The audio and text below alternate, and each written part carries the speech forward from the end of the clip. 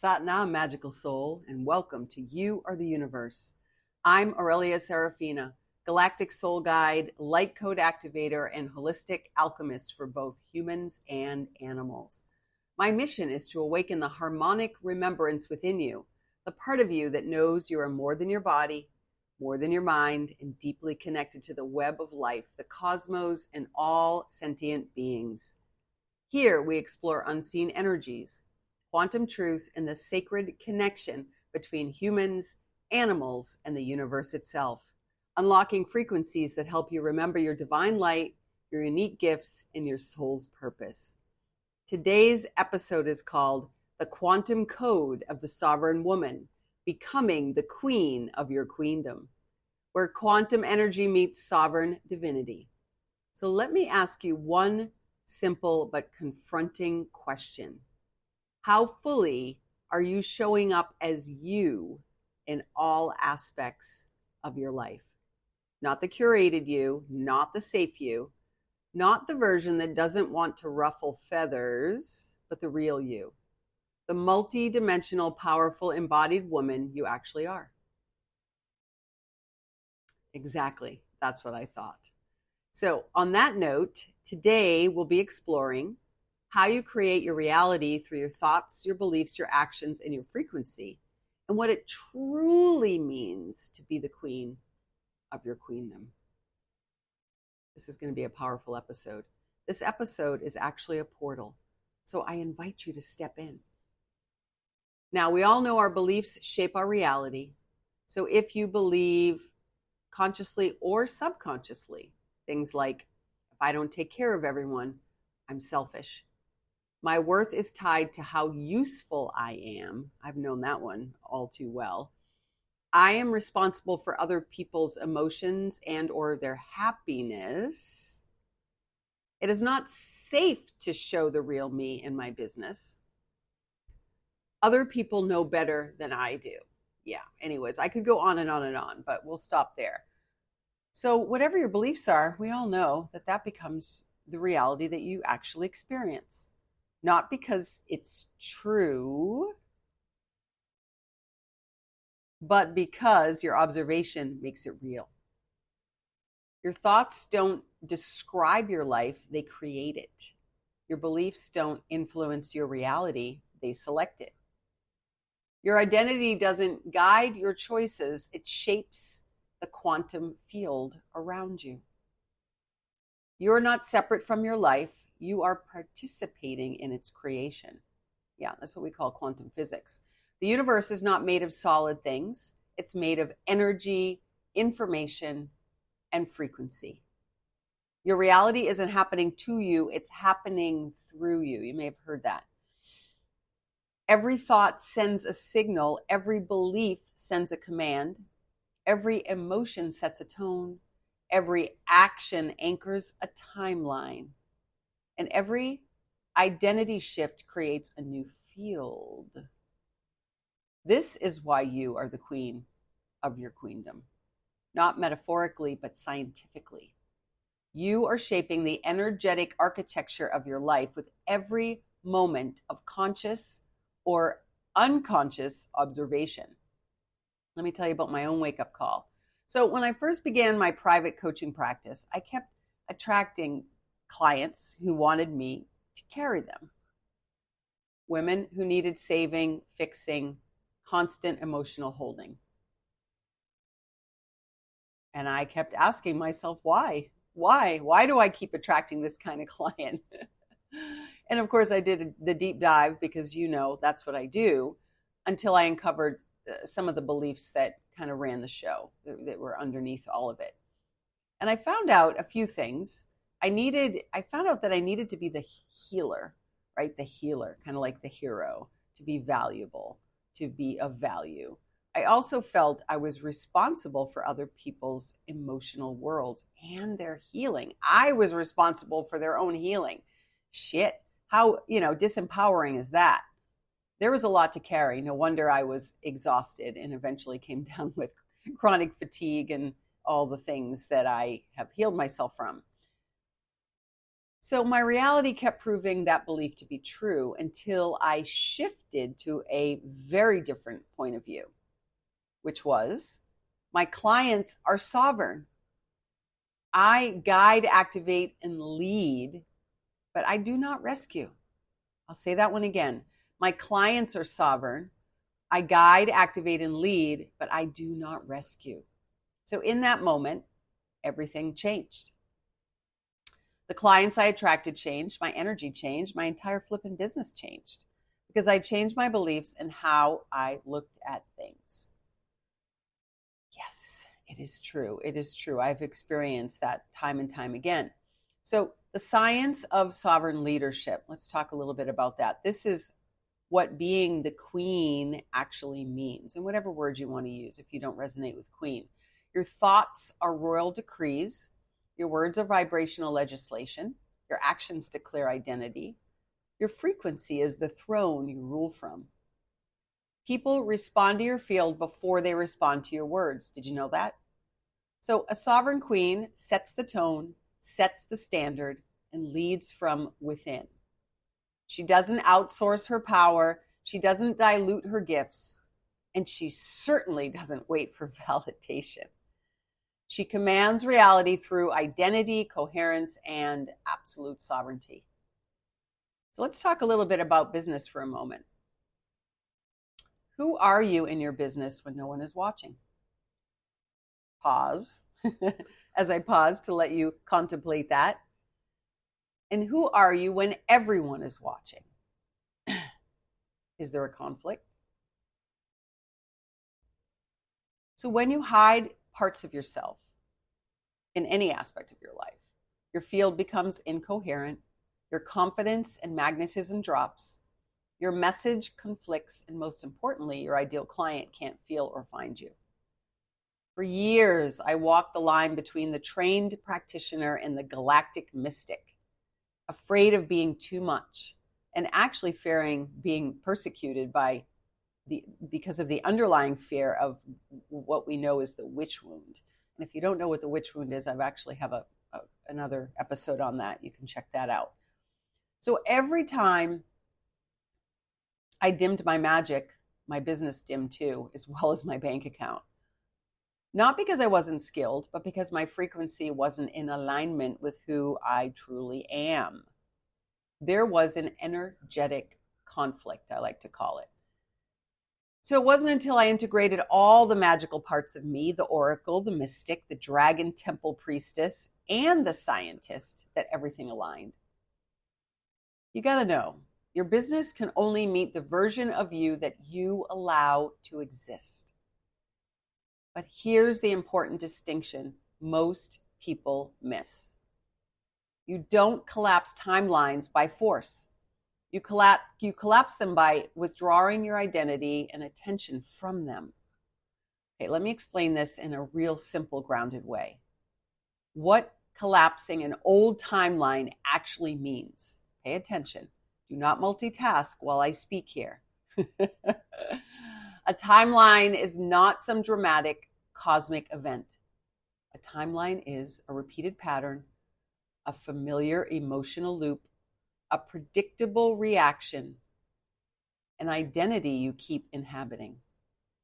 Old timelines are built from outdated beliefs, nervous system conditioning, trauma responses, inherited survival strategies. Yeah, just take a moment to sit with that, Shirley. So when you keep responding the same way, you keep that timeline alive. So why do old timelines need to collapse? I think you maybe already figured that out. Old timelines are not neutral. They drain energy, limit your expansion, and keep you rehearsing past versions of yourself over and over and over again, as well as preventing your nervous system from updating to safety and full capacity. So if you don't consciously collapse them, they collapse you through burnout, breakdown, or dissatisfaction. Timelines collapse when attention plus identity plus emotional charge are removed. I'm going to say that again.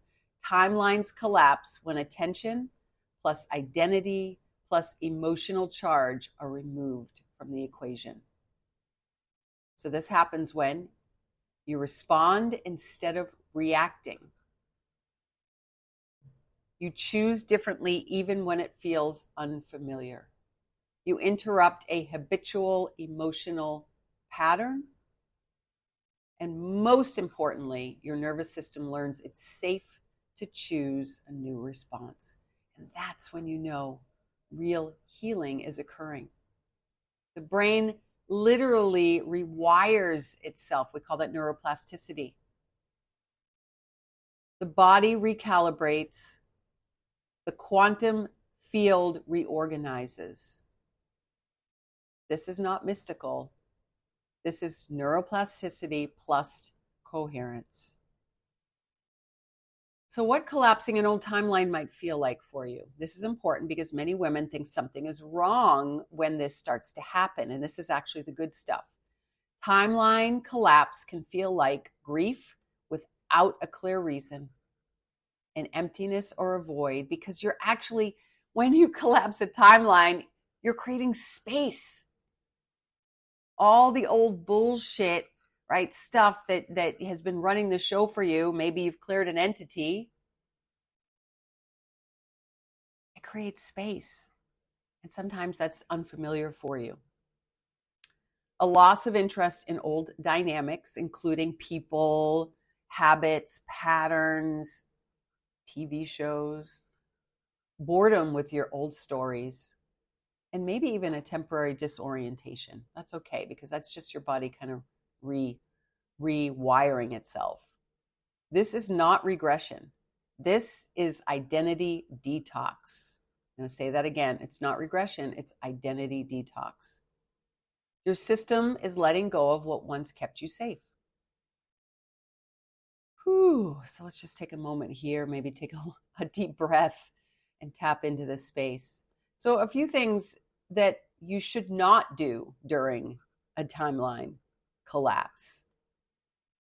Do not rush to fill the void. Do not recreate old patterns for comfort. Do not force clarity. And for fuck's sake, no, do not overthink the process. Collapse requires space. So here are some things to do instead. Stay in the observer position. So if you followed me, you know I talk a lot about neutrality. So in that space of being the objective, impartial, right, taking that position. Yoga, meditation can help and support you, maybe Qigong, Tai Chi. So notice what you're no longer willing to accept or receive or participate in. Again, choosing neutrality over reaction.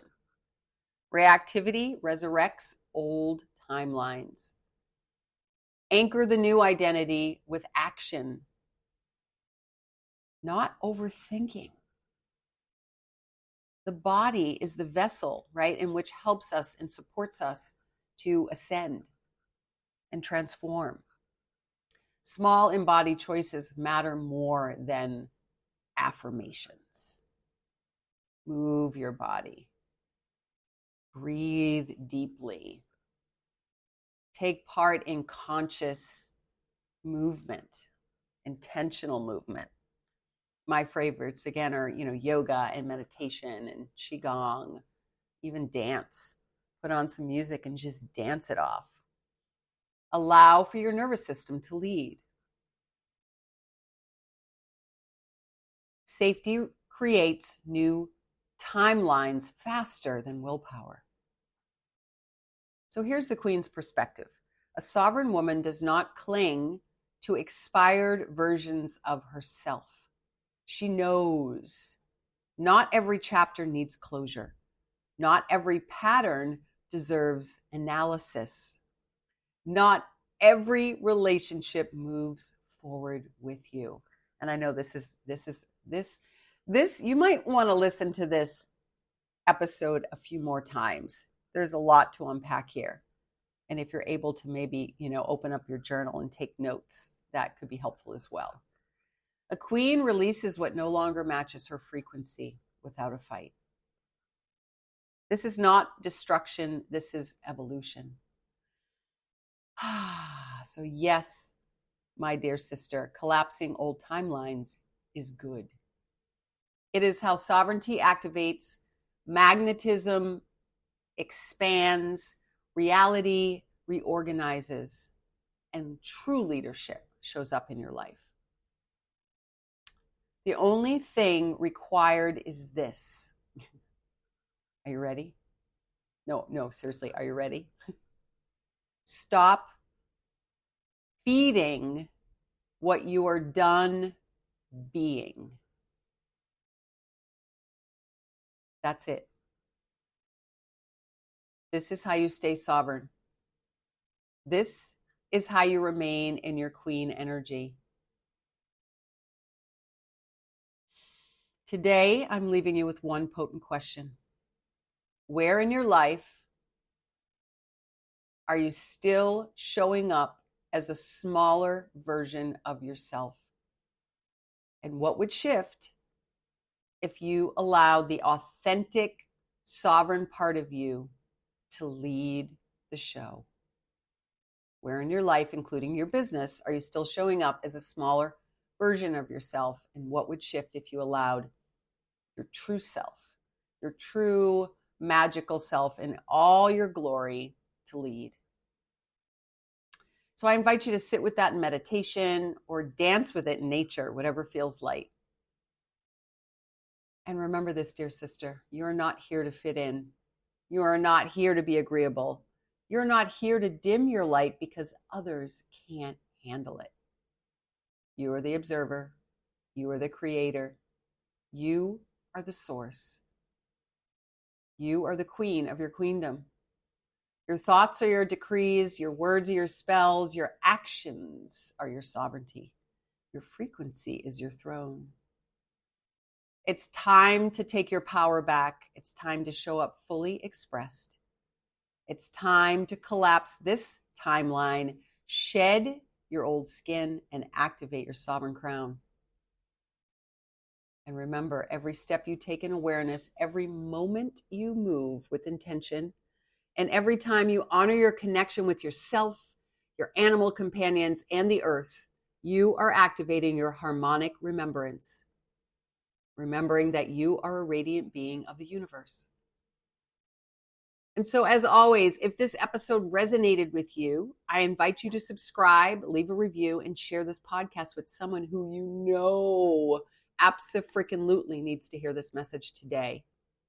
And if you'd like to go deeper, explore my offerings, or connect with my Galactic Harmonics community, visit my website at victoriahaffer.com. Until next time, beloveds, remember, you are the universe.